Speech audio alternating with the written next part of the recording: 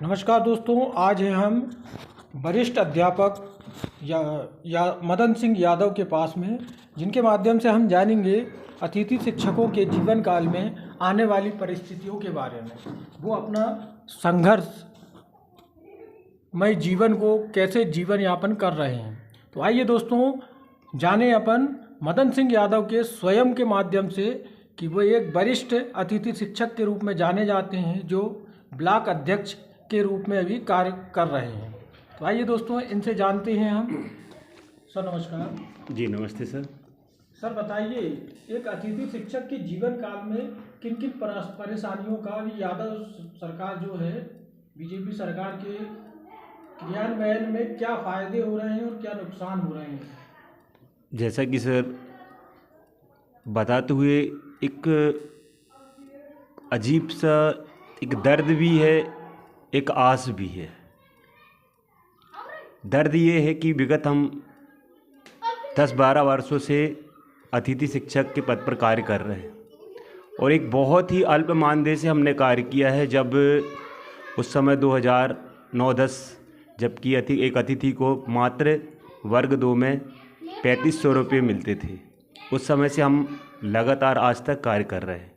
और वो परिस्थिति की थी कि जब हमें साल में एक बार पेमेंट मिलती थी, पूरे साल भर कार्य करते थे और पेमेंट मिलती थी, और इतना कम मानदेय में हमने अपना जीवन यापन कैसे किया है वो उसका बता नहीं सकते सर। बीजेपी सरकार के माध्यम से आपके मानदेय में कुछ वृद्धि की गई है। जी, इसके लिए मैं बीजेपी सरकार को हार्दिक दिल से धन्यवाद देना चाहूँगा कि 2019 के बाद से उन्होंने जो अतिथि शिक्षकों के मानदेय में जो वृद्धि किया, पहले उन्होंने 3500 से 7000 रुपये किया, इसके लिए उनको धन्यवाद। फिर अभी विगत वर्ष में ही अतिथि शिक्षकों का मानदेय क्रमशः वर्ग 3 के लिए 10,000, वर्ग 2 के लिए 14,000 और वर्ग 1 के लिए 18,000 रुपये कर दिए। इसके लिए भी धन्यवाद है, साधुवाद।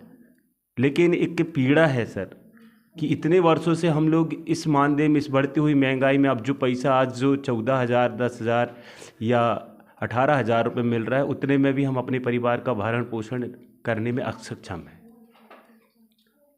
तो हम चाह रहे हैं कि हम जो अतिथि शिक्षक है सभी रूप से एक अनुभव रखते हैं और सभी में एक शैक्षिक योग्यता बीएड, डीएड है, कोई टेट एग्ज़ाम क्वालिफाइड हैं और विगत वर्षों से इतने सालों का अनुभव है।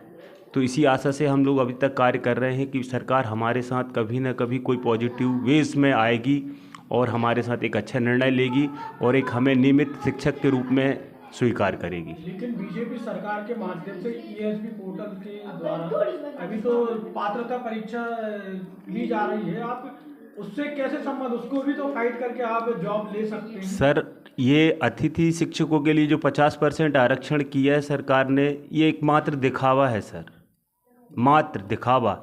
क्योंकि देखिए आज हमारी उम्र लगभग 40+ जा रही है और वो जो समय था कि आज हम चाहे के भी 50% के इस जो सिस्टम है उस पर कैसे क्वालिफाइड करेंगे। आज हमें ग्रेजुएशन किए 22 साल लगभग हो गया है और फिर से हम वो परीक्षा को कैसे दोबारा करके मेरिट लिस्ट में लेके आएंगे सर। ये बहुत बड़ा एक चैलेंज है और अब इतनी क्षमता है नहीं है कि हम बार बार परीक्षा दें, बार बार परीक्षाएँ पास करें।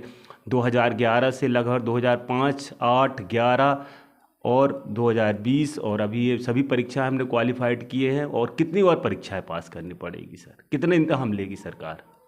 लेकिन सरकार हमेशा अतिथि शिक्षक के पक्ष में काम कर रही है, ऐसा दावा करती है। सरकार शिक्षकों के, अतिथि शिक्षक के पक्ष में कार्य कर रही है, लेकिन सरकार एक जी सरकार की जो महापंचायत की जो घोषणाएं की गई थी, अगर उन पे ही सारूप से अमल हो जाता तो अतिथि शिक्षकों का भला हो जाता सर। जैसे कि उन्होंने यह कहा जा रहा है कि महापंचायत की घोषणाओं के पूरे की जो भी घोषणा है पूरी नहीं हुई। हाँ सर, सबसे पहले उसमें मुख्य रूप से घोषणा थी कि 12 माह का कार्यकाल, ये प्रमुख रूप से होना था। लेकिन उसमें वेतन वृद्धि तो आपकी, वेतन वृद्धि से क्या है सर? आप बताइए, 2 महीने के लिए दर दर भटकता एक पढ़ा लिखा हुआ ग्रेजुएट टीचर जाकर जब कुल्फी बेचता है भर दोपहरी में, तो आपको क्या लगता है? कपड़े की दुकान चलाता है, चाय की दुकान चलाता है या किसी किराना दुकान में काम करता है, किसी गन्ने की मशीन चलाता है, उस शिक्षक को कितनी बड़ी आहत होती होगी। 2 महीने परिवार पोषण के लिए कुछ तो करेगा वो।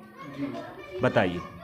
ठीक है सर, आपसे बात करके बहुत अच्छा लगा और हम आशा करते हैं कि अतिथि शिक्षकों के भविष्य के लिए बहुत जल्द सरकार कुछ ना कुछ अच्छा करेगी। जी और आपके स्कूल में आप बैठे हुए हैं हम, तो आपके बच्चों से बात कर लेते हैं कि अतिथि शिक्षकों के द्वारा कैसा ज्ञान प्रदान किया जा रहा है। यादव जी से हमने जस्ट अभी बात की है और उनके द्वारा पढ़ाए जाने वाले स्कूल में हम आज आए हुए हैं, जिनमें सभी बच्चों से हम बात करेंगे कि एक अतिथि शिक्षक जो कि यादव जी हमारे बीच में हैं, उनके द्वारा कैसे अध्यापन कार्य किया जाता है।